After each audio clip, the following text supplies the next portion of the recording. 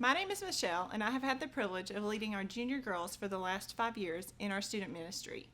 I'm going to talk to you for a few minutes about our next series called Walk Away.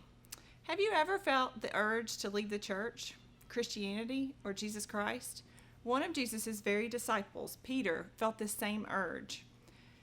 In the end, Peter chose what we all know was the right thing to do, and his life was forever changed. There seems to be a growing trend among all of us these days to walk away from circumstances, to walk away from relationships, to walk away from challenging situations.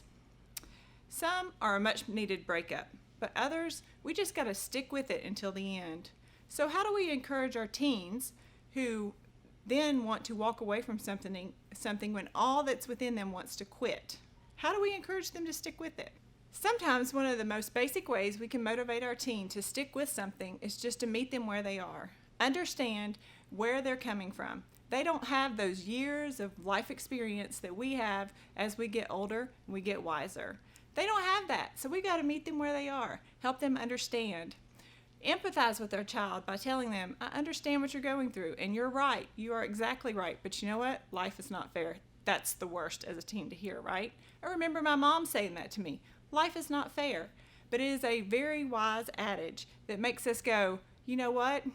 We got to move with life anyway. The second thing you can do is assure your teen that you love them no matter what. That it doesn't matter what decision they make, and it doesn't matter how the decision turns out. We're going to love them and support them regardless. And the final thing is, share a story from your past. Is there a time when you wanted to quit something, but you stuck with it? What were the rewards from that? Or is there a time when you gave up on something and you wish you had gone back and you regret that decision now? All of these things help encourage our teens to stick with Christ and not to walk away. What can we do to encourage them? We can just empathize with them, assure them, and then just assure them that we love them. In the next few weeks, we're going to talk about the life of Peter, how he struggled with doubt, the guilt of that doubt, and then the ultimate decision that he made to follow Christ till the very end. Attached to this email, you will find some questions that will lead you in a discussion with your child about what we discuss each week when it comes to the life of Peter. Have a great week.